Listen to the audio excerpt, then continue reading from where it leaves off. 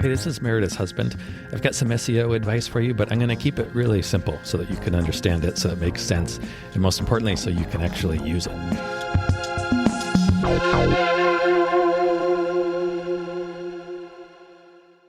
All right, so what do you do if you are starting from scratch? Oh, gosh. If you have, I guess that could mean a few different things. If you have no website at all, no Right. domain, no website. Maybe you have a website you're just starting. Maybe it's super small. Maybe you have a couple pages. Maybe you're struggling to figure out what to put on your website, which is never ending, by the way. You'll be Tell me about it. Forever. How long has it been? How long has what been? How long have I been working on my new website? I don't know. We can talk about that one later. I don't serve as a good example. Well, yeah, you need to schedule time. But anyway, Yes. Okay. what do we do? We're starting from scratch. What do we do if you're in that situation? You're just trying to get going and you're stuck. So first, if you don't have one already, you need a domain name. You need a website name, right? Right. How do you go about getting one? You can get them at GoDaddy. If you're buying domains, I actually recommend Google domains. Okay. Just because they're a little bit cheaper. They're $12 a year, whereas GoDaddy is going to be like $14.99 or whatever, and these other sites. But I like Google because this is not their main business. Like Google is not in business to make money off of domain names. Oh, I see. So they're not going to be trying to upsell you. You know, when's the last time you bought a domain name on GoDaddy, for example? How many screens did you have to cycle through saying, no, I don't want that. No, I don't want that. No, I don't want that. Okay. So Google is just like, it's just, you want a domain name? Here it is. It's $12. They're always $12. That's great. There's no intro year. So the first year might actually be more expensive, but they're very solid. It's Google. They're not going to get hacked, or it's very unlikely that it's more unlikely that they get hacked than somebody like Google or some other domain name seller. So then you need a website. So you have your domain name, you need the actual site. So if you're just starting, I recommend just going with Squarespace. And it's why? going to be quick. It's going to be super quick. So first, I've always said like the benefit of WordPress is all the flexibility and the features and the SEO. Yeah. If you're just starting, you just need a page online. Right. And you want it to look good. You start with Squarespace. It's going to look good. You're not going to have to worry about the technical issues. You're not going to have to worry really about any technical issues. They're going to take care of it. It's going to look professional. It's going to work on mobile devices. There's lots of help it's super quick. Yeah. It's super quick. You can have a site online by tomorrow. Well, with Squarespace. Yeah. Right. If you're starting from scratch. Yeah. True. So really, if you're just starting, what do you need to put on that site? So you need you need your name, your business name, your address, and maybe if you don't want to, maybe like you don't have a studio, your business address is your home, you work at your client's location, then you don't want to put your actual address. Then just put your address, but instead of your street number and name, say your neighborhood, and then state and zip code and your phone number. Which should be you should have your own business phone number. Ideally, it's not a requirement, but if you are operating on a lot of people do this. It's personal preference. I like having a business number and my own personal cell phone number separate. Yeah, me too. I don't, and a lot of people don't care, but I don't want to associate my personal cell phone with my business because I already get spam calls, so I guess it doesn't matter. But I just, what if I want to sell my business someday? Right. I don't want it to be tied to my, it's just, I keep them separate. Yeah. And so that's what you need. You need your name, your address, your phone. Technically, that's all. If you're a photographer, you probably want to have an image, right? At least one image. Right. Like this is the bare minimum. Right. So it's Meredith's Dinner Photography. Show at least one image, a family photo, and then your contact info. Like technically, that's what you need to get started to then take the next step. So now you need to take your website. You need to effectively get it in the phone book. Okay. You remember like in the 80, 20, 30, 40 years ago. I wasn't born then. Oh, right. If your business was not in the phone book, it didn't exist. So you need to do the equivalent of getting your business in the phone book. So what does that mean now? it's very different, but it's kind of the same concept. Number one, Google My Business. So I'll drop a link below on how to do that. If you don't have this already, get Google Business My Setup. That's like probably essentially the biggest phone book on the internet, is all the businesses within Google's business directory. Isn't it crazy that now when we think, before the internet, when we'd say, oh, this is one of the biggest things, you literally think context and you imagine like a huge thing. But now that's all on the web. And so it's only in our imaginations, the size. It's not something, do you know what I'm saying? It could be any shape. Yeah. Physically, it's not, well, I mean, they have data centers, they have servers, they have hard drives, racks and racks of hard drives, which, it's a thing. And Google's data centers are bigger than Yahoo's data centers, so there's kind of a thing. But yeah, compared to the Empire State Building, they're probably not big. Right. That's what I'm saying. That's it. Just my observation. Yeah, the world is all data now. Everything is data. Yay! Anyway, so you need to get into Google My Business. That's I would call it the largest phone book online, although it's not technically a phone book. Yellow Pages does exist, right? But it's there's actually thousands of websites that act as business directories. And so literally, you're saying go into Google and put in Google My Business, or go to just the link. Go to the link. I'll have a link below. Okay, or you can just type in Google My Business and you'll go to that front page. And they have pretty good instructions there on how to get that set up. Now you might, especially if you're doing this for the first time, you may need to verify your business, which is going to mean you're going to need to upload your address and phone number, and then they will mail you a postcard. And then you need to take a code from that postcard, go back and verify. Yeah, that's just to make sure that you're real, right? Yeah. That you're an actual human. And people have tried to abuse this system to no end. So they need to confirm, oh, this is an actual legitimate business with a place of address, like an address. Right. They used to do it by phone, but even that got too easy to work around. So you do that, and while you're waiting for that postcard to arrive, you want to go out and get into some of the other phone books that are out there.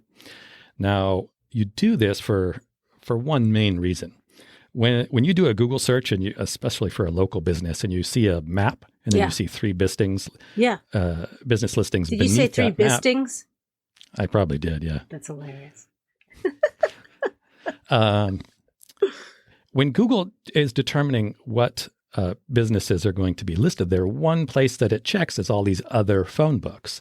Places like yellowpages.com, superpages.com, there's thousands of them.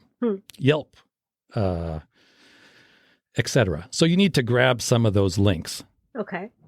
To make it look to Google more legitimately like you're a real business, because you verified with Google and they sent you a postcard and you said, I got the postcard.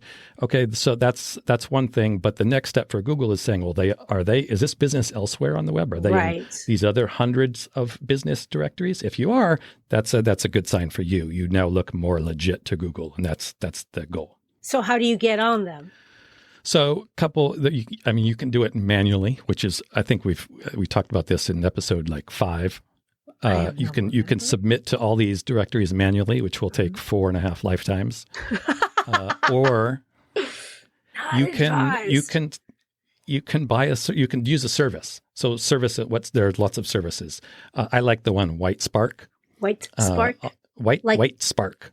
White strokes. White stripes. White Spark. White Spark. Let's call it White Spark. I'll have a link below. But another one is Yext, Yext.com. This used to be Next, but with a Y. Right. Yext.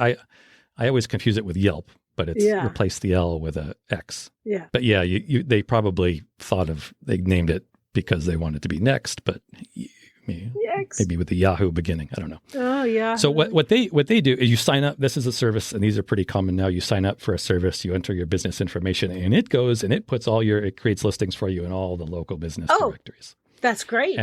And you pay. Yeah, it is great. I was going to say, how much does it cost? And you pay. Yeah, I used to use Yext all the time. Yes. I stopped using it because it's not cheap. It's like $500, $600 a year. Oh, yeah. The benefit is they're they're really well connected to all these directories. Mm-hmm. And they can get you listed really fast. The problem is that you're essentially renting those listings, because when you stop paying Yext, Right. Who knows what's going to happen to those listings? Right. And They might not disappear, but they that's might. recurring every year. Every year. Oh, It's a yearly. I mean, you're paying monthly. Change. Yeah. No, it's not cheap for something so simple. So the one I like is Whitespark, because you give them your business info. They go create all the listings, and they do it manually, and then they send you a spreadsheet. Here's all your usernames and passwords. And so you pay one time. So much better. So much better. So you just pay once. It's not annual. You just pay once. Do you know how much it is? It depends on how many. You can. No, it's probably like the cost of 1 year of Yext. But that's it. And then you're and then done. you own it. And then you own it. And if you ever change, like let's say you change your phone number, or you move to a new address or something like that, they will update those, I think, for like half price or something. That's one of the disadvantages of owning it. If you change something, then you have to change it. But if you've already created those listings with Whitespark, they'll update them for a reduced price. And you trust them with your name and passwords that you provided them? Oh yeah. No, you don't provide them with any passwords. They create the accounts and give the username and passwords to you. You can then go in and you can go change them if you want, but who cares? Like, got it. One of the back to Yext for a second. One of the advantages there, if you change your phone number address on Yext, you can go in, update it on your dashboard, and it will literally change in all the other directories like overnight, like super fast. And there's no extra fee. But remember, you're paying every year, so you're paying forever. So another one that is like Yext, but a little bit cheaper is Semrush. Semrush does this too. You love your Semrush. I love my Semrush. Yeah, you can go to, I'll have links to all these below. We have a 10% discount at Whitespark. Hey. But Semrush, I think it's $20 a month, and it does, I don't know, 20 or 30 or 40. It seems to do 50. Everything that you, sorry, I talked right over It does everything. Yeah. No, Semrush does everything. Like I'm on Semrush, literally I'm logged in 24/7. Wow. It's not called Yemrush? Nope. Yeah, it could be.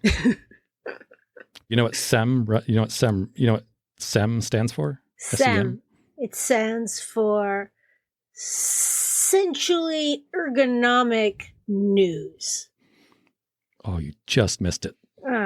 It's with search an engine M. marketing. Search engine marketing. Oh, duh. Oh, my gosh. It's like SEO. There's in the world of search engine marketing, there's SEM, which usually refers to paid, or it's kind of an umbrella term that would include paid ads on Google and SEO. So SEO is under the umbrella of SEM.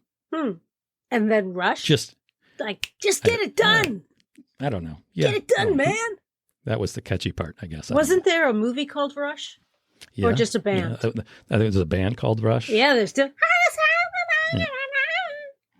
Yeah, that's exactly Rush. what they sounded like. Yeah. I know. It's incredible. I am so good at impressions. Okay.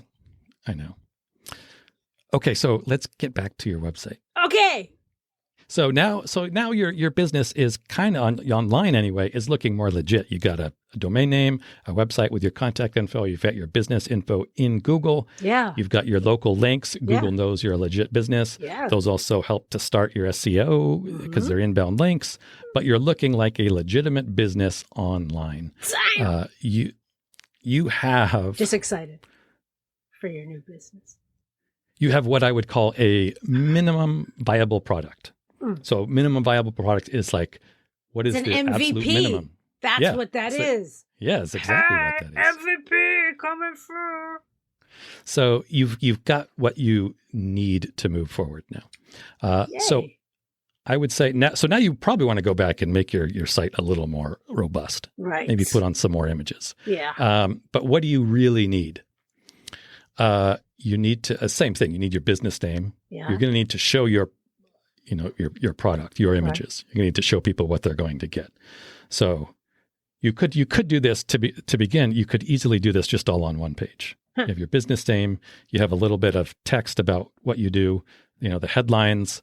Hey, family photography, kids photography, samples, a way to contact you. Mm-hmm.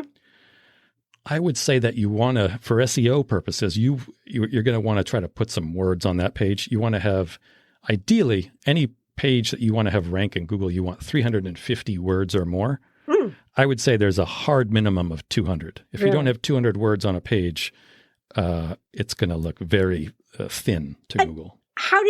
Is there a thing that counts the words, or do you have to, there's got to be a thing that counts the words. You're not like 47, 49. You just take a pencil and above every word, 1, 2, 3, 4, 5. No, any word processor is going to have a word count feature. Okay. Google Docs, Microsoft Word, somewhere in there, you click something, it'll tell you how many words. Okay. So you've got your business name, your contact information, a little bit about what you do via your text and images. You want to have a way for people to contact you. Mm-hmm. And when people contact you, you want to have what they call a confirmation page. This is ideal. I know if you're tying your site, if you're integrating it with something like 17 Hats, it might give you a form to plug in onto your site. Mm-hmm. And when people fill out that form, it just says, success or message received. Ideally, you want to go to a thank you page. So, when you finish a checkout, you go to a page and says, it's like, hey, confirmation, here's your order number, whatever. That's a confirmation page. And the reason you want that is because the only way that people can get to that page is by taking an action, contacting you. Yeah, it's the call to action. If it's e-commerce, they bought something, that transaction is done. Yes, they got it. So what happens is then you're going to go to Google Analytics. Mm-hmm. If you don't have Google Analytics, I'll drop a link on how to install that on WordPress and Squarespace. You want to set up a goal in Google Analytics. I'll drop a link to that below too. A goal? Like a goal. Touchdown. Yeah, a goal. Yes. Yeah, goal. It's often called a conversion, but if you log into Analytics and try to set it up, it'll say goals. Oh, okay. And then if you're looking at reporting, it'll say goal completions. That's conversions. Just another way to say conversions. Gotcha. But the reason you want that is so that you can go back later and look at Google Analytics and say, okay, this is how many people visited my site. Great, but how many people actually clicked? Booked, how many called me or sent me an email or bought my stuff or whatever it is. So it's easy. It's the best way to do that. Right.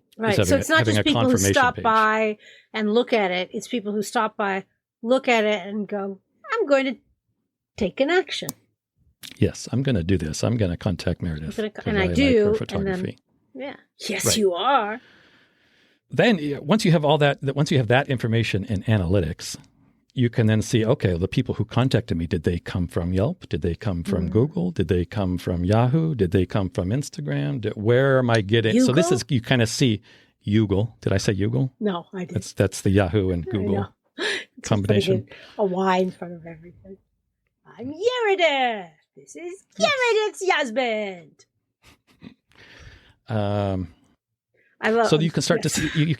Welcome to our life. You can start to see where you are actually getting your business, like where would because the next step is you're going to want to go out and start to get traffic. So hopefully, if you have any traffic at all, you'll be able to start to see, hey, where am I already getting traffic? How can I get more? Or maybe I'm getting traffic from this website over here, but I don't get any conversions from there. I get fewer traffic from this site over here, but I get a lot more conversions. So you start to see where you should put your effort. Mm-hmm. You want to put your effort where you're actually getting the leads. I also love that this is the only place where you want traffic. Usually you're like, I don't want to leave. There's traffic. Yeah. Oh, I got stuck in traffic. Traffic. But now you actually want traffic. Yeah. You want to ever think traffic. Had you ever thought of that before? Nope. Welcome to Meredith's husband's podcast. Yeah, you really don't need very much. And I see this often, people get really stuck on the building a website portion. Oh God, yes. Like over the years, I have seen some truly horrific sites, looking sites, do really fantastically well for businesses. And likewise, I've seen some really fancy flashy websites that cost a lot of money and a lot of time, a lot of effort do just absolute miserably. Right. So Crumbs. yeah. So just get the basics, and Squarespace will work until you get a site that has, more pages and more content, and you want to maybe dig deeper into something else or more features or add flexibility to your site. Then you can move it over to WordPress. But for now, if you're in that phase and you're struggling with this, just use Squarespace. It's very quick and easy. Thank you. All right. Thanks, everybody. See you next time. He's shaking his head. Hey, thank you so much for listening. We really hope that you find this helpful and useful. And if you do, what you could do for us as a thanks would be to, drumroll please, yes, leave a review. Yes, everybody says it, I know, but it really does make a difference. Take 3 seconds, leave as many stars, say something really nice about what you like about the podcast and maybe why other people would like it. It would mean the world to us, especially my husband. That better? All right, I'm going to try one where I'm not going to be charming.